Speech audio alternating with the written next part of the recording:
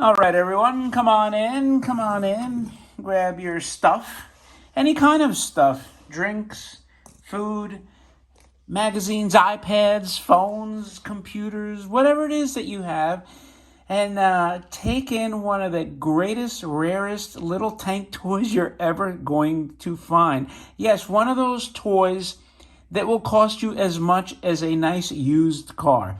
Although today, with the price of used cars doubling in some cases, maybe that's not even the case. Who knows? But with inflation, maybe it will. Anyway, before I get into this and why this toy is so freaking valuable, take a second to subscribe, please. That would be greatly appreciated if you're a lurker. And if you're already subscribed on either of the three platforms that we're on, that would be, of course, YouTube or BitChute or Odyssey. That is very much appreciated, and thank you. So anyway, what do we have here? Well, you know something? We have a toy that many people have never really even seen before. And if you look at some of the reference websites like Alphadrome, I don't even think, well, I posted it there myself, but I don't think they even had this in the reference part of their database. So this is, of course, the Mighty Atom, the Tessawan, the Astro Boy. And you know something? We have to really acknowledge that this is a robot toy. Astro Boy or Mighty Atom or Tetsuan is a robot. He was created as a robot boy. And is it Uran is the robot girl. So, you know, it has to be looked at as a robot toy because that's what it is. Maybe humanoid, but it is a robot. So let's get that out of the way. So, John, at the Robot Hut, you need to have a lot more Astro Boy toys because it is clearly a robot. Anyway, so this came to my attention, and it was at an auction in Japan, and it is a very pricey acquisition, but I did a quick research, and this toy is like impossible to find. You don't even see examples of the box. I can't even Google examples of this toy anywhere other than this. So, you know, it's one of those toys I say to myself, you know, with this museum construction starting to rock and roll, you know, maybe do I want to keep this thing kind of, you know, sandbagged and just let people see it when they come there? But, you know, I made the commitment for my video viewers that I do want to show some of this cool stuff. So, you know, I said, nope, I'm going to show most of the rare, not every single piece, but most of even the really, really rare stuff I'm still going to show. So anyway, you have to consider this as almost like having a Spider-Man toy from 1963, almost from like the inception of Spider-Man, and you managed to come across one of his toys. Because that's really what's you know, a comparison to these kinds of character toys from Japan. So anyway, look at this cool illustrated box. This box is like owning a comic.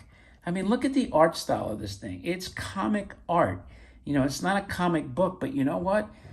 Like an astute collector once said to me, you know, owning these toys is like having a toy and a comic book at once. And no, you can't flip pages, but you have what's the coolest part of the comic book? The cover. Nobody gives a crap about the pages. I mean, they're good, but they're not. The cover is what makes it, right? Nobody really flips pages. They put it in the Mylar pouch, and they admire the cover. And that's what you get when you collect toys and you get these awesome boxes. So anyway, this is a TADA toy, and I love, these are some of the greatest logos ever. Look at that. I mean, imagine your toy is so freaking awesome that it's part of the logo of the box. Yeah, I'm trying to get it clear. There you go. That's about as clear as I can get it.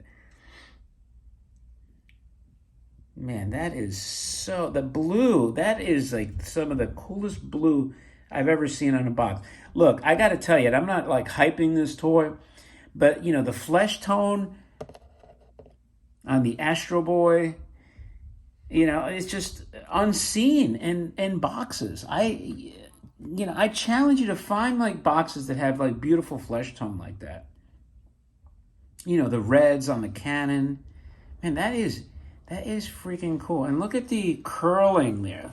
Like a page curl there and there. And that's why I'm telling you this over here, like it's depicting basically like a comic page style.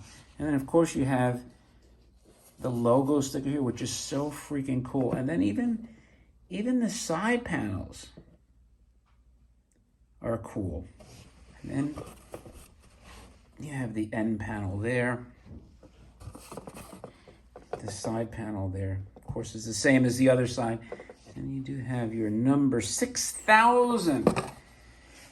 And by the way, I usually don't show this, but this is the insert that goes here.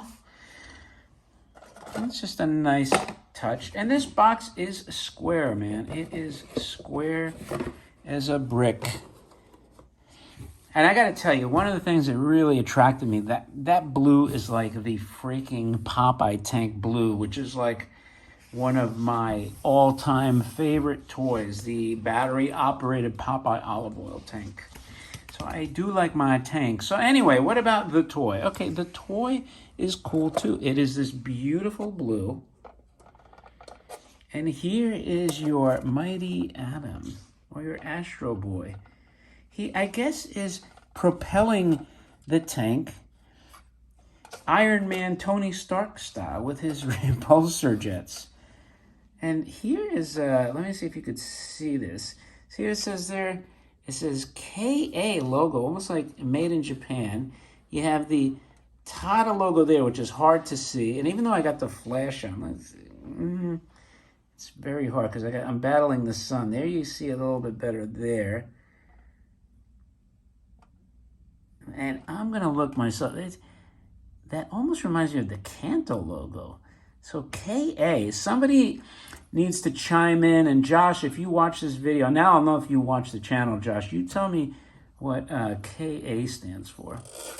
I know Josh is a character fan, so when I do character videos, he tends to watch. So I'm going to see if he's watching, or any other character fan. I know there's a couple of character toy fans, especially the Japanese toys. If you guys watch, you tell me what that KA stands for.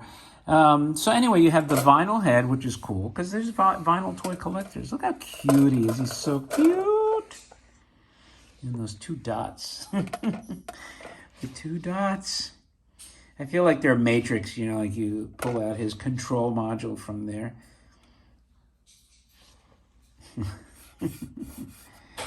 Damn you all, shake fist in the air. Look at the guns. Now, I would have, to be fair, I would not have cheapened it with, the gun. The guns to me would have been, there's two elements of this tank I would have done different. I would have put real guns protruding, and I would have put these real pontoon jet things. Those I would have added on. And really maybe even some like lenses for the lights. That I would have done. But other than that, it's really cool. The color is beautiful. Really, really colorful. You know, this blue is really stunning. In real life, I don't know how well it translates to the camera. And I think the head is pretty much, you can kind of turn it right. Radio. Oh, wait, that's Felix the cat. Felix the cat. Radio. So anyway, as far as his action, you got the ever popular clicking.